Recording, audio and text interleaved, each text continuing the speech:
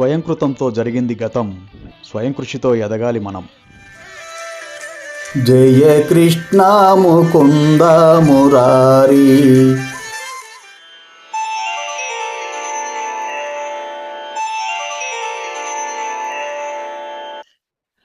నమస్కారం. గోకుల నందన గోవింద శ్రీకృష్ణ లీలలు, అక్రూరుని స్తుతులు. దేవాది దేవుని చూడగానే అక్రూరుడు శిరము వంచి నమస్కరించి దేవదేవుని ఈ విధంగా స్తుతించసాగాడు.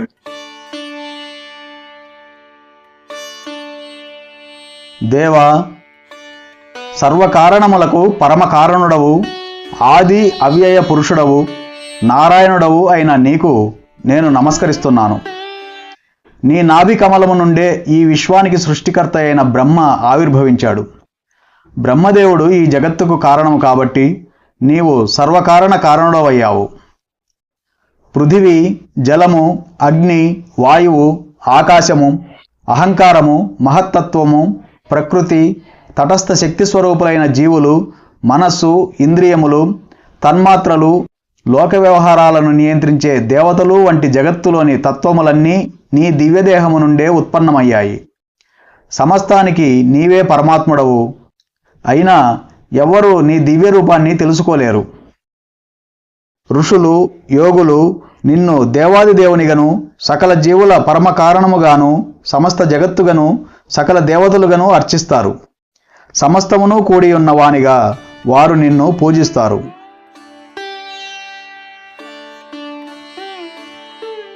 ప్రభు, జగత్తు మొత్తము సత్వ రజస్తమో గుణాలనే త్రిగుణాలతో నిండి ఉన్నది. బ్రహ్మ మొదలుకొని చెట్లు, చేమల వంటి స్థావరముల వరకు ప్రతి జీవుడు ఈ గుణములతోనే కప్పబడి ఉన్నాడు. త్రిగుణ ప్రభావానికి అతీతుడవైన నీకు నా వందనములు.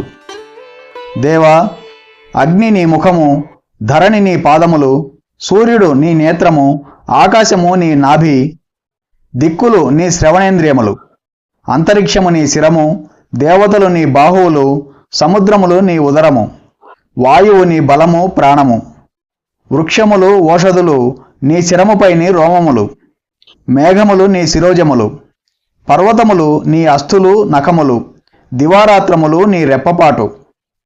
సర్వకారణ కారణుడవైనప్పటికీ ప్రళయ సముద్రములో మత్స్యమూర్తిగా అవతరించినట్టి నీకు నా వందనములు. మధుకైటభులనే దానవులను వధించిన హయగ్రీవునికి వందనములు. మందర పర్వతాన్ని మోసినట్టి మహాకుర్మముగా అవతరించిన వాడవు. గర్భోదక సముద్రములో పడిన ధరణిని కాపాడిన వరాహమూర్తిగా అవతరించిన వాడవు అయిన నీకు వందనములు.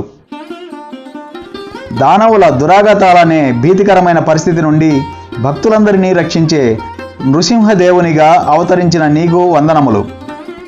వామనదేవునిగా అవతరించి కేవలము నీ పదములను చాచి ముల్లోకాలను ఆక్రమించిన నీకు వందనములు. దురహంకారులైన ప్రపంచ రాజులను వధించడానికి భృగుపతిగా అవతరించిన నీకు వందనములు. రావణాది దైత్యులను వధించడానికి శ్రీరామునిగా అవతరించిన నీకు వందనములు. నీవు భక్తులందరిచే రఘువంశ శ్రేష్ఠుడు రామచంద్రునిగా పూజింపబడుతున్నావు. దేవా, ఈ భౌతిక జగత్తులో ప్రతి ఒక్కరూ నీ మాయచే బద్దులే అయి ఉంటారు. మిథ్యా తాదాత్మ్యము, మిథ్యా మమత్వ భావనలో ప్రతి ఒక్కరూ కర్మలు, కర్మఫలాల మార్గంలో నానా రకాలైన దేహాలను పొందుతున్నారు.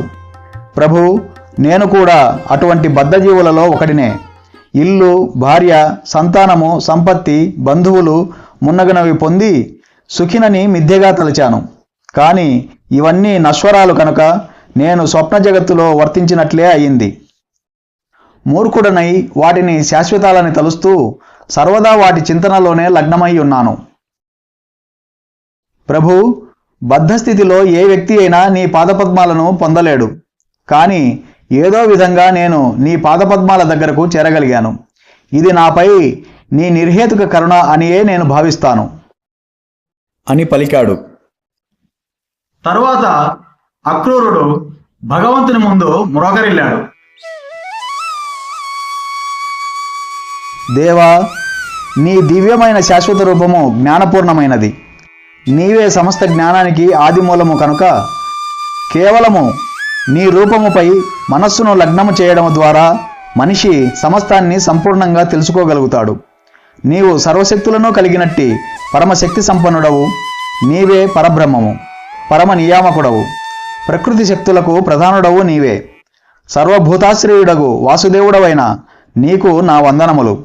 నీవు సర్వవ్యాపివి, ఎల్లరి హృదయాలలో వసించి కార్యనిర్దేశము చేసే పరమాత్ముడవు. ప్రభు, నేనిప్పుడు నీకు సంపూర్ణ శరణాగతుడను, నన్ను రక్షింపుము అని అన్నాడు. అక్రూరుడు ఆ విధంగా స్తుతించగానే దేవాది దేవుడు జలములో నుండి అదృశ్యమయ్యాడు. జయ కృష్ణ ముకుంద మురారి.